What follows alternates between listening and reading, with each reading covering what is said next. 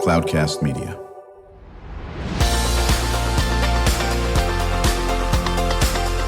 Drew Schlosberg Spotlight on the Community Show, amplifying the voices of social impact organizations, entrepreneurs, local nonprofits, and other community champions who shape the culture, creativity, and connectivity of San Diego. Brought to you by Mission Fed Credit Union, bringing good things to San Diego for over 60 years. Learn more about what is good for you and good for all by visiting www.missionfed.com.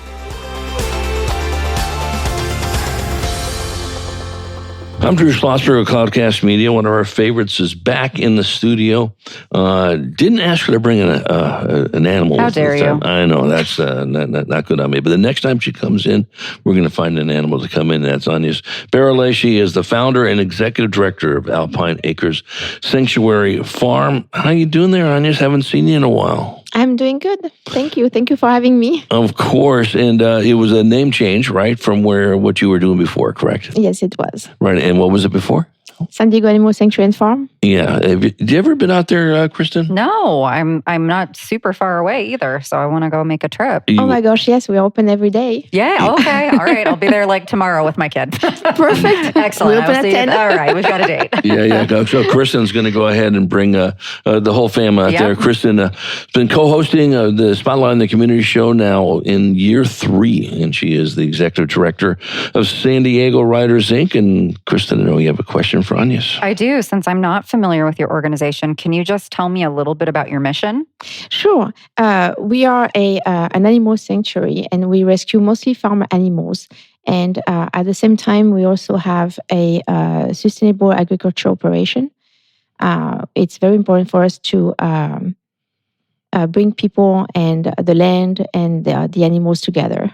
And we provide a healing place at the sanctuary. Mm-hmm. We are over 20 acres. Wow. And how did this endeavor get started? I was 10 years ago. I was like volunteering at a rescue, and I was not a fan of the way the animals were housed. Mm. They were in very, very small spaces, and I was like, I was at the point in my life where I could actually do pretty much what I wanted, and I had to have a good project, something that was like, I want to get up in the morning and do something with my life. And I'm like, well, I know I can find a place and I can provide those animals with a bigger space, with good food and peaceful environment.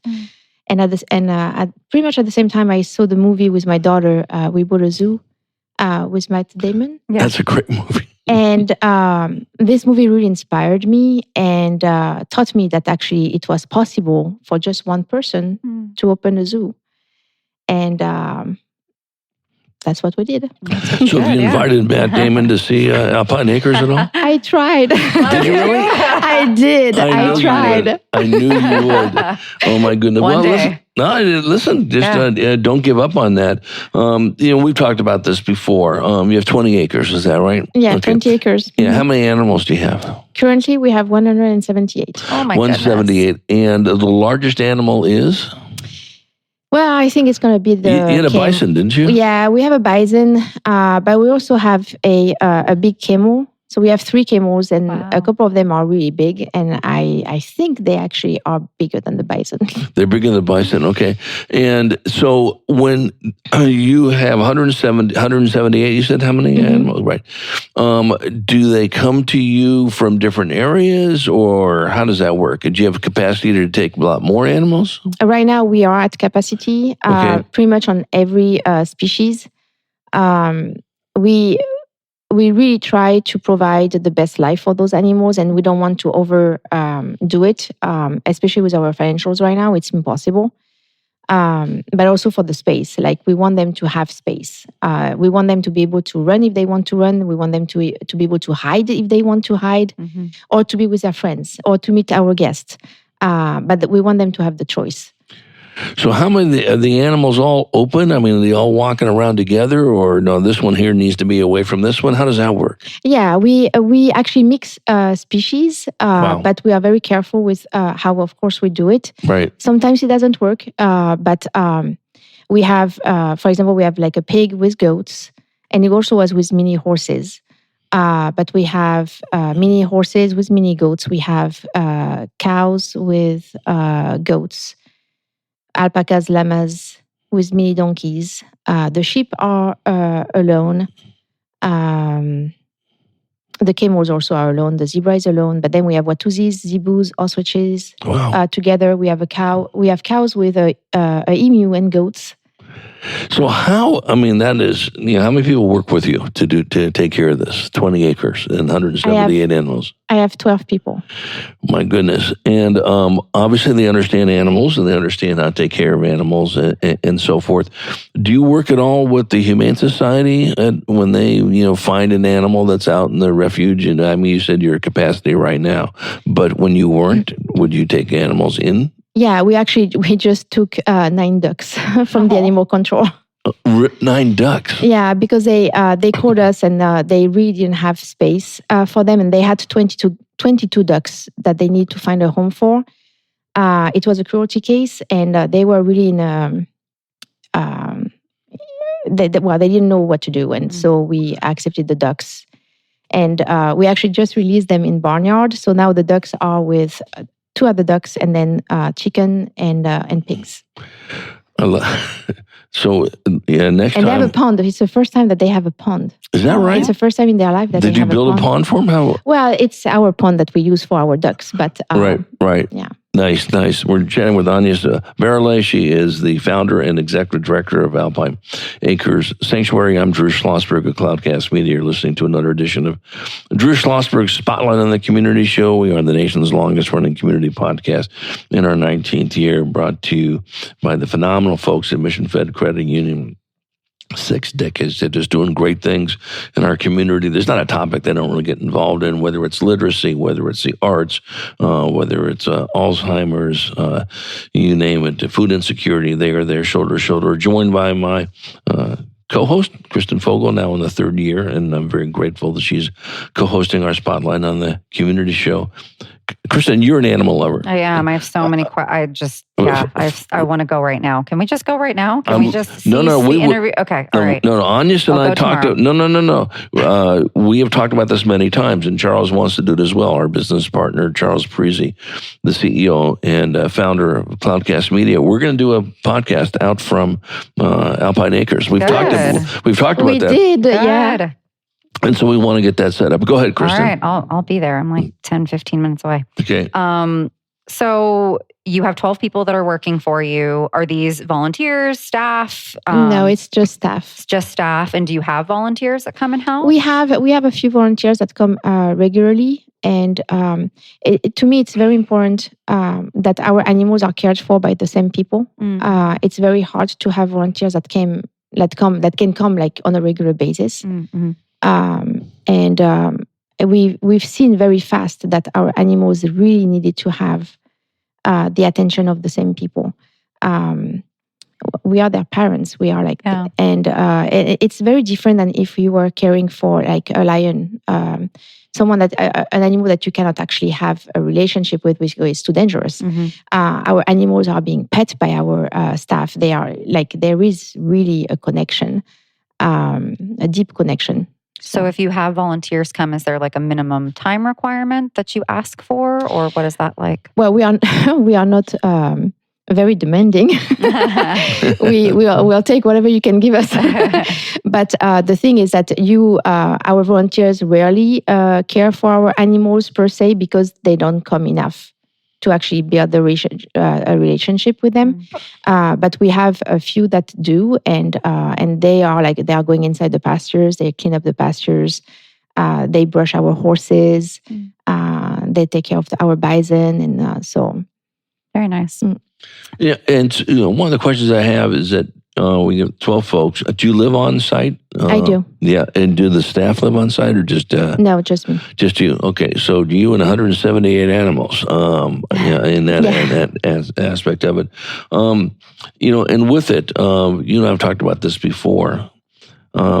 It's so important for kids and families to come out and understand about animals and animal care and the human and animal connection, that bond. Talk about that. Well, it's. I believe that our animals really are thankful to be with us, and because we give them a second chance. I always promise them that they will stay at our place for the rest of their life. And I truly believe that they understand that they've been saved and that we really care for them. And this love, they always share it with our guests. And it's a very special place because we see people coming. They're happy to be there. They're happy to arrive, and they're only in the parking lot. They take their tickets and they go on their adventure. When they come back, the smile on their face and the whole demeanor changed. They are happier when they leave. And it's very rare to actually experience this. And it's just the love that they can feel all around those 20 acres and the beautiful space. We have beautiful oak trees. It's very serene. We don't have many people coming every day, especially during the week. And even on a busy weekend, if we have like 100 people, we are like ecstatic. And you are still alone with the animals because they are not coming at the same time. So at the most, we may have like 30 people over 20 acres. So you will never see the other guest. It's like, so it's very, it's magical. That's lovely. And the point being is that, obviously you don't want 40,000 people there, coming, but is there a capacity where if you get to a certain amount, that's probably not going to be good for the animals, or not really? You haven't even come close to that. Well, the worst day that we had was a Easter Sunday 3 or 4 years ago, and we actually had 600 people coming for our Easter egg hunt, and we were not prepared for this amount of people, and we had to stop and we had to say no to the last guest, which was like incredible for us to say no. Right. And we had someone that came to us at the end and he said, "Oh my gosh, I love your place. It's so serene and so peaceful." Yeah, well, what I'm going to say is that, and you and I have talked about this before, for as long as you've been on the show, I'm amazed that more people aren't coming there, and they should come there, and we're definitely going to do a remote. When we come back from break, Agnes, let's talk a little bit about what we can do, our listeners can do. Donations are always the top of the game. It just does. I know it takes a little bit of money to run this show as well. Volunteers as well. I want to get back to the learning aspect also with the schools and so forth. And I know Kristen has a bunch of questions for you when we continue our conversation with Agnes Barrelet. She is the founder and the executive director of the Alpine Acres Sanctuary. I'm Drew Schlosberg of Cloudcast Media. Listening to our edition of Drew Schlosberg Spotlight on the Community Show, brought to you by Mission Fed Credit Union. We will be right back. When you do your banking with Mission Fed, you get great rates on auto and home loans. That's good for you, but something good also happens for a lot of other people. We're not for profit, so we put money back into the community to help lots of great nonprofits to keep San Diego strong. So you're not just getting something good, you're doing something good. Come to Mission Fed. It's banking that's good for all. Brand amplification is the DNA of Cloudcast Media, and our code is the powerful blending of sound, voice, and storytelling to lift local brands and their communities. Whether it is our Brandcast, Schoolcast, or Causecast platforms, the unifying ethos is all about this community, the one you call home. If you dare to dream and want to explore the brand amplification of Cloudcast, a national leader in local podcasting and other Winfluence strategies, please visit us at cloudcast.us.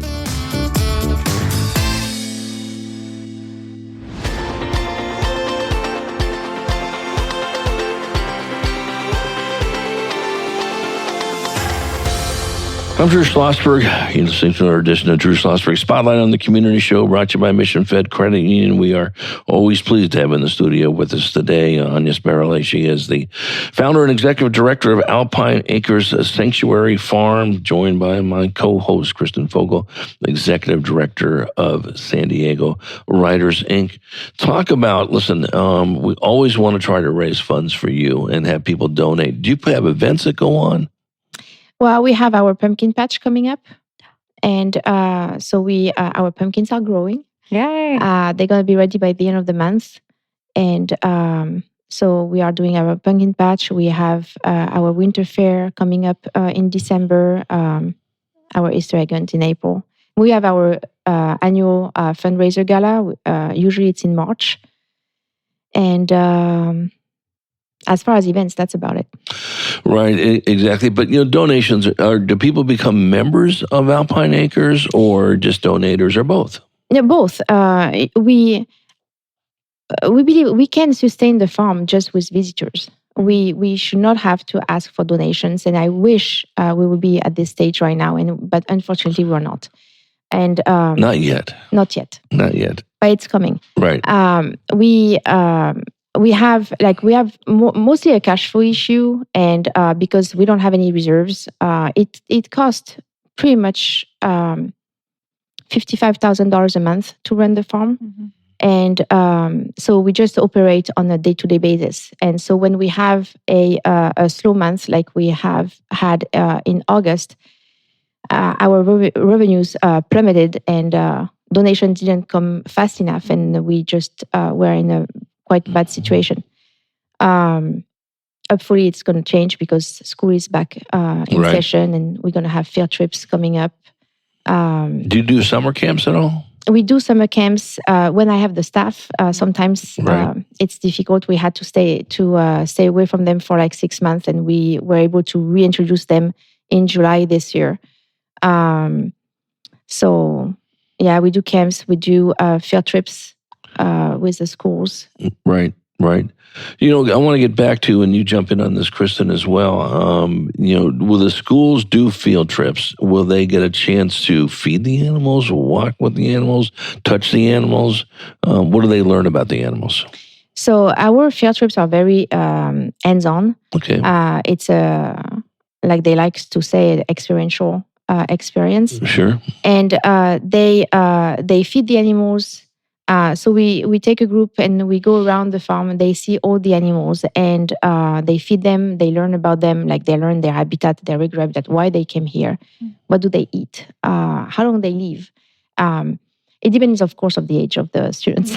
Right. Sometimes it's very basic, but it's amazing that those kids they have such a good experience, and it's such hands-on that they ask their parents to come to see us. And then they tell their parents, hey, you're going to see this animal. Oh, you're going to see bamboo over there. Oh, you're going to see Cheyenne. And they remember. And the parents are amazed, like, oh my gosh, my kid actually remembered that this is a bison and this is a zebra. And it's like, it's amazing. Well, when you're passionate about something, we all know this, no matter what the passion is, you're going to raise your interest level and your ability level as well on this. I want to talk about Sherman, an elderly alpaca. You said Sherman is very important to you. Yes, sure. Sherman, he was 12 years old when he came, and he was very sick. He had severe pneumonia, which can be fatal for alpacas. And he didn't have any hair or any hair on his neck, on his back. Very frail. I could actually hold him, like he's a small alpaca. And the vet told us that he didn't have much chances to survive, but it was one of my first animals. And I'm like, no, you're not going to die on me. And we gave him antibiotics. It was not working. We changed antibiotics a few times. And basically, he was on antibiotics for like 4 months. And I always remember in March, it was like a beautiful day. And I'm like, you know what? We're going to try to put him outside because the sun is always also a healing source. And we put him outside in the pasture by himself. And we were doing that. He's still sleeping in the barn because he's blind. Yeah, I forgot to say he's blind as well. Okay. So he was 12 years old. He was blind and sick. And now he's 22 years old. Wow. He gave us 2 babies. Oh my goodness, fantastic. And by accident, because we didn't know, the first one, we didn't know that he was the dad. The second one, we is the only one. So for sure, it's the dad. Process of elimination. Yeah. Exactly. Right. But he's thriving and his hair grew back. We had to castrate him.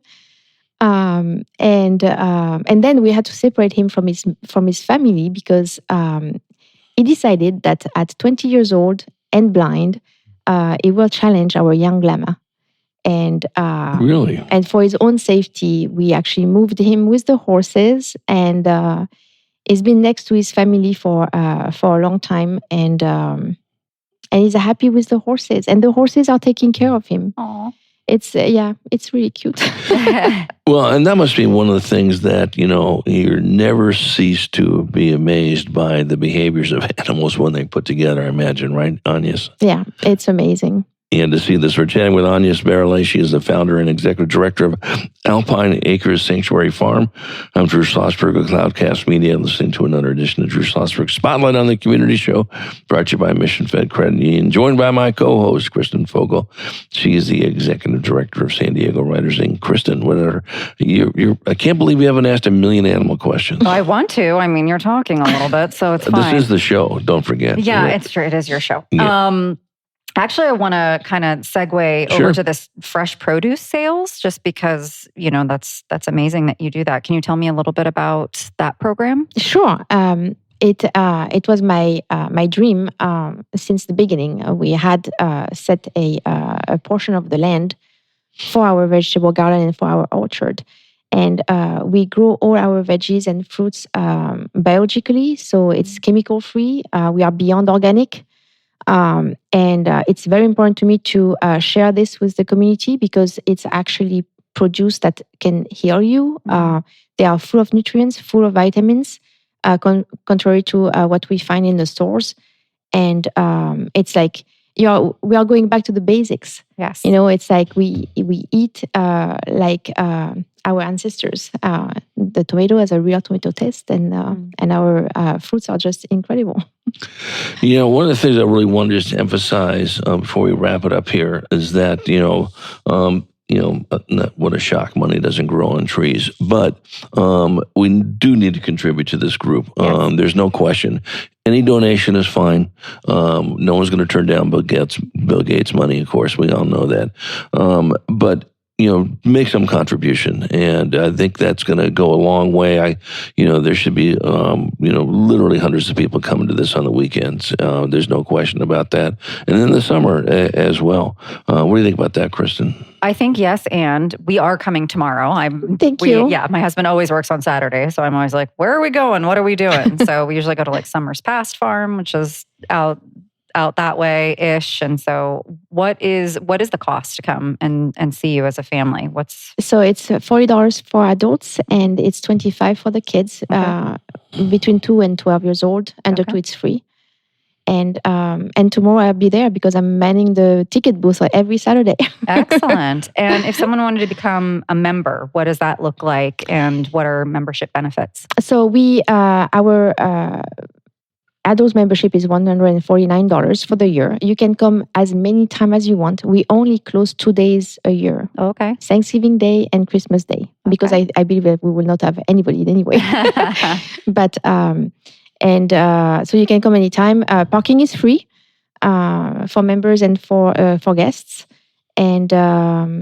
And that's pretty much the big perks is that you don't have to sign the waiver every time you come. Okay, that's nice. And can people pick up that farm fresh produce there? Yes, we have our big fridge, and you can choose your produce there. If you come during the week, our grower is there, and if you have something on the list that we don't have on the fridge, he can actually harvest it for you. Oh, okay, great. Well, we'll see you tomorrow. Thank you. What's the address? It's 5178 Rapator Spur in Alpine. Right, exactly. So tomorrow, what time are you getting there, Kristen? I don't know. When do you want to go? I'm thinking of it. I'm actually have a free Saturday, which is stunning in Do it. that aspect of it. I think that would be great. What's the website if people want to get more involved with you? It's sanctuaryandfarm.org. Very good. It's always good to see you. I'm going to look forward to your return appearance, and hopefully sooner than later. What animal are you going to bring in? Think about it. What would you think? I don't know. The alpaca might be a little I was big. going to say, could we bring Sherman? I can bring a goat Oh, that'd be fun. Okay. or a mini horse. Mini horse. Well, not a mini horse, a dwarf horse. That's fine. So how big are they? The dwarf horse is 80 pounds. And it'll fit in this room? Well, yeah, it's 24-inch tall. Oh, You know what? we have to. Okay, there you go. Please. What's the name of the horse? Little. Little's the name? All right. Adorable. The we're little gonna- has to come. All right, we're going to invite Little. Agnes, always a pleasure, and encourage our listeners support this wonderful woman and her staff, Alpine Acres Sanctuary Farm. It's always a delight seeing you. We're going to look forward to when Little comes in the studio and wishing you nothing but great success moving forward. Thank you so much. Hey, Ben, I'm Drew Schlosberg. You've been listening to another edition of Drew Schlosberg Spotlight on the Community Show, nation's longest running community podcast, brought to you by the fine folks of Mission Fed Credit Union. As always, Kristen Fogel, thanks for being such a great co-host. And to our listeners, I hope you enjoyed the interview.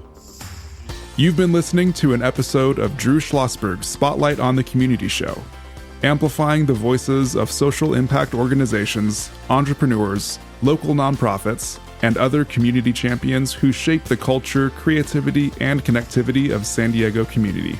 Brought to you by Mission Fed Credit Union, bringing good things to San Diego for over 60 years.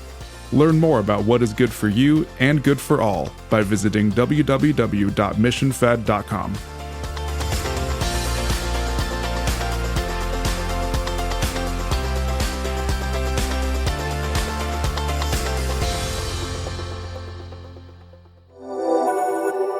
Cloudcast Media.